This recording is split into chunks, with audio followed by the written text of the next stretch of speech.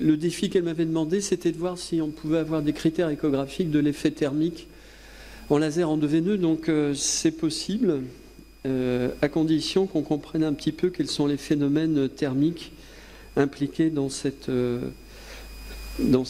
traitement laser endoveineux. Pour faire défiler, c'est comment? Voilà. Donc on sait que, suivant les voies d'abord, et la progression du cathéter au niveau de la veine qu'on peut suivre sous l'échographie, ça peut être un critère assez simple pour apprécier le niveau de rétractation de la veine après chaque tir. Donc ça peut être une appréciation de visu de cet effet thermique. En fait, c'est plus complexe que ça. C'est-à-dire que l'histologie est intimement dépendante des paramètres laser, au moins dans les 6 premiers mois, va dépendre de la longueur d'onde, de l'affluence, du temps d'émission. Ce fameux lead, Linear Endovascular Energy Delivered, en joules par centimètre, le temps de pause entre chaque tir, la modalité du retrait, continu, discontinu, la vitesse du retrait en millimètres par seconde, la direction du faisceau laser, c'est-à-dire si elle est purement luminale ou pariétale, avec des ouvertures latérales, la distribution spatiale de la lumière, comme les fibres nues ou les fibres radiaires, par exemple, le contenu veineux. Si la cible de la longueur d'onde, c'est du sang, c'est différent que si c'est la paroi en termes d'effet biologique.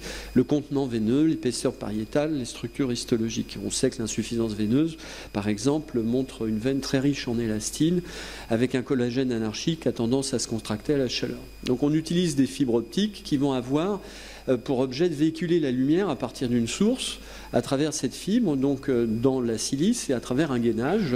Donc il y a ce qu'on appelle une ouverture numérique.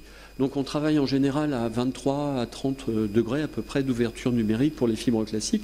Mais on peut trouver des ouvertures numériques plus larges, à 0,5, sur lesquelles on réfléchit sur nos applications. Et quand on regarde les brevets sur ces fibres, on se rend compte que beaucoup de choses ont été publiées, comme des ball fiber, flat tip, et frosted, etc., en crochet radial, la fameuse fibre tulipe, qui sont plus coûteuses. Et un dernier modèle qu'on appelle la Never Touch Fiber, qui est une fibre avec un espèce de manchonnage constitué donc d'un matériau réfractaire et qui est capable de tamponner les effets thermiques et les températures qui sont très élevées. Donc le défi, c'est de travailler avec des échographes de haute résolution, notamment cette machine où on travaille avec une sonde de 8 à 18 MHz et elle est capable de nous donner des résolutions extrêmement fines. Vous voyez, là, ici, on mesure un intima media d'une grande veine saphène, c'est-à-dire à 200 microns. Donc 200 microns, c'est 20 cellules les unes derrière les autres. Et je vous montrerai sur une autre image qu'on va jusqu'à 100 microns sans problème. 100 microns, c'est 10 cellules. Donc on a 10 fois la résolution histologique d'un prélèvement et d'une coloration sur l'arme avec observation au microscope optique. Donc, dans les suites immédiates du traitement, il y a une zone thrombotique, c'est ce qu'on appelle EHIT, ce qui veut dire Endovascular Induced Heat Induced Thrombosis. Donc ça, c'est le premier cas, elle est en retrait de l'abouchement de la grande saphène à la veine fémorale. Cette classification montre qu'elle peut survenir au ras, ici, de la veine fémorale, donc c'est le type 2. Et puis on peut voir déjà une image thrombotique, c'est-à-dire que la saphène est cuite jusque-là, et puis dans cette partie-là, c'est du thrombus qui a été généré. Alors on les voit généralement plutôt à 15 jours après le traitement, et au-delà d'un mois, souvent ils sont partis tout seuls. Mais quand on tombe sur ces images, on traite quand même, nous, aux anticoagulants efficaces. Donc ça, c'est le type 3. Donc endovascular heat induced thrombosis. On a des appréciations échographiques avec des imageries 4D, l'imagerie B-flow qui est très intéressante, qui différencie ce qui bouge et ce qui ne bouge pas sur l'image, l'imagerie couleur, ce qui nous permet donc d'appréhender le résultat. Et là on voit une saphène traitée au premier mois, au même endroit au troisième mois, enfin au même endroit au sixième mois, on voit qu'elle est totalement rétractée. Donc on a étudié sur 100 patients l'impact du recul du pôle supérieur en vert avec le temps, et vous voyez il recule un petit peu, donc la différence entre les deux c'est la heat induced thrombosis. Et puis on a regardé donc la rétractation progressive de mois en mois, suivant qu'on était le segment supérieur, moyen, inférieur. Vous voyez, cette rétractation est homogène. Bon. Donc ça, c'est proportionnel à l'effet thermique. Ensuite, le chirurgien va traiter sa saphène au niveau de la cuisse, mais il va y avoir une zone en aval où il n'aura pas fait de tir laser et pourtant qui va répondre, qui va être complètement occluse avec un sclérus qui devient totalement hypoéchogène et homogène. Donc on appelle ça cette zone de transition thermique. Donc en général, elle est au niveau du genou, mais elle peut être un peu en sous-gonale, un petit peu au-dessus. Ça nous permet de mieux comprendre pourquoi on a un résultat qui peut être partiel ou incomplet. Donc, quand on compare ces images par rapport à la sclérose classique, on se rend compte qu'elles peuvent être quelque part assez voisines, avec un sclérus hypoéchogène qui va évaluer vers une rétractation avec une densification échographique.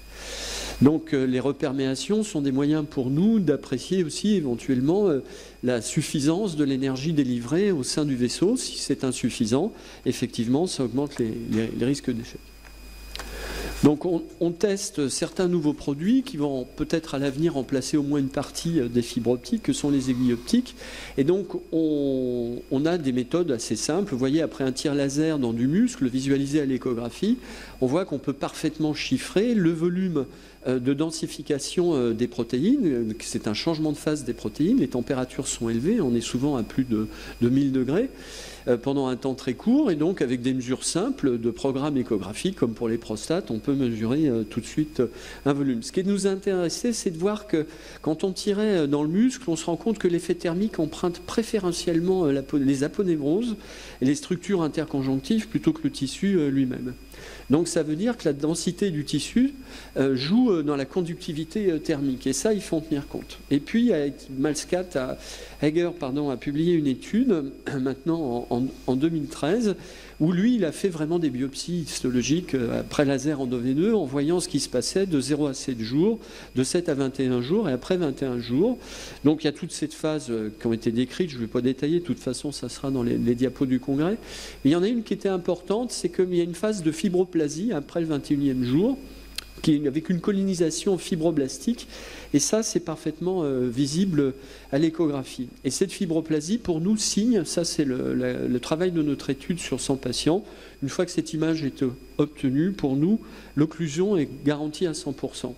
Alors voilà des images histologiques de 2 longueurs d'onde différentes avec des puissances à peu près équivalentes, où on voit qu'en les infrarouges ont tendance, si vous voulez, à aller plutôt vers la paroi, alors que le 982 mètres est beaucoup plus dilacérant, avec une faible lumière résiduelle, avec un faible thrombus. Donc les effets histologiques des longueurs d'onde sont manifestement différents.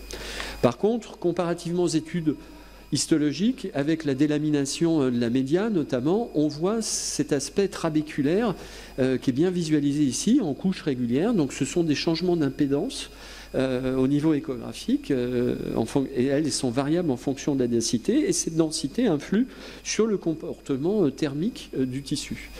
Et puis, ce qui nous a mis la puce à l'oreille, puisqu'on avait comme critère ce fameux lead, donc le nombre de joules par unité de centimètre, on a fait l'expérience en faisant des mesures à 2 longueurs d'onde différentes, et en comparant, si vous voulez, le lead rapporté cette fois-ci au diamètre du vaisseau. Et on obtenait un ratio, et on se rendait compte que finalement, quelle que soit la longueur d'onde, on obtenait des images identiques avec un ratio identique. Et de là, nous est venue l'idée de se dire, finalement, c'est peut-être l'appréciation volumétrique de la SAPHEN et du volume dans lequel est diffusée cette énergie thermique qu'on peut avoir effectivement cet effet biologique similaire. Alors voilà, par exemple, l'échographie visualise parfaitement, par exemple, les perforations. On peut passer comme dans du beurre à travers la paroi veineuse, à travers l'inventis, la média, etc.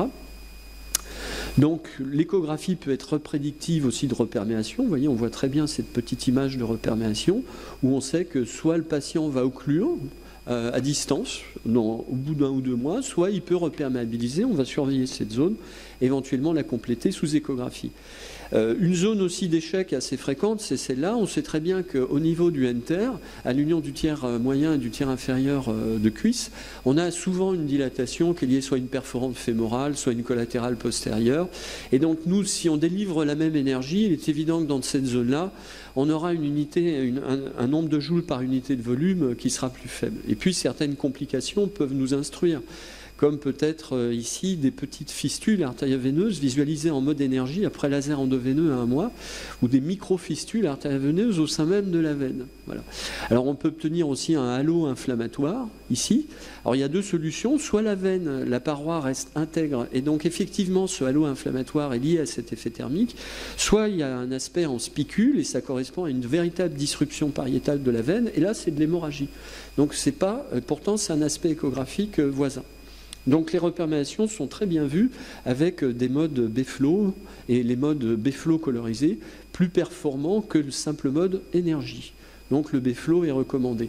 Ça nous permet aussi de bien voir une reperméation, par exemple, ou sur un thrombus, ou la partie distale du thrombus, un mois après une procédure.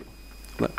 Donc, on sait qu'il y a un modèle théorique qui a été défini, où il y a 3 étapes, si vous voulez. Il y a donc une étape optique, une étape thermique, une étape histologique, et cette étape thermique passe par une convection, une conductivité, une diffusivité, et un temps de relaxation thermique qui dépend de coefficients qui sont variables suivant la forme de la cible. Ça a été clairement démontré. Ce qu'il faut savoir, c'est que quand vous faites un tir laser, il y a d'abord un volume primaire, et dans un second temps, l'onde de chaleur va diffuser à la vitesse de 1,25 mm par seconde, en supposant que c'est dans la veine. Pour la paroi, c'est forcément plus rapide, la conductivité thermique est augmentée, et donc ce volume secondaire va définir notre effet thermique et enfin l'effet histologique de notre endosclérose. Donc la distance de diffusion de cette lumière, c'est la distance d'extinction, se calcule avec un certain nombre de facteurs, c'est-à-dire le coefficient d'absorption et de diffusion corrigé, et on sait que ces facteurs, vous voyez, sont variables suivant que c'est le sang, la paroi, le tissu périveineux, et on se rend compte que suivant les longueurs d'onde, ici le 810, 940, 980, ensuite le 1320 peut utiliser, et enfin le 1500, le 1470 ou 1500 nanomètres, cette distance d'extinction est faible, et on se rend compte que pour ces nouvelles longueurs d'onde, elle est faible pour le sang, elle est faible pour la paroi, et faible pour le tissu périveineux, et pourtant on obtient des effets histologiques qui sont intéressants. Ça, ce tableau est fait pour montrer que les températures peuvent être extrêmement élevées. On peut obtenir pour des tirs laser jusqu'à à peu près des températures supérieures à 1400-1500 degrés, donc pendant un temps très court. Donc il y a des effets de cocotte-minute, donc de dilacération de la veine à l'intérieur. Et puis un certain nombre d'études, comme sur ce tableau, ont été démontrées qu'il fallait nettement augmenter, ce qui te semble tout à fait logique, et c'est ce qu'a dit Christian. C'est pareil pour la radiofréquence, il faut augmenter l'énergie, tout simplement par unité de longueur ou unité de volume, pour avoir un effet thérapeutique ciblé sur un plus gros vaisseau. Et donc, on se rend compte que pour des vaisseaux de 15 mm, on peut les traiter, mais avec des niveaux de 120 joules par centimètre, au lieu des fameux 50 joules par centimètre, considérés comme la limite à partir de laquelle vient le succès avec un taux élevé. Donc voilà, par exemple, des images histologiques de 1470 nanomètres témoins après 7 watts, après 15 watts, 14 watts. Alors vous voyez, donc l'effet histologique est différent. Et l'aspect d'une rétractation 1470 nanomètres sur une pièce anatomique.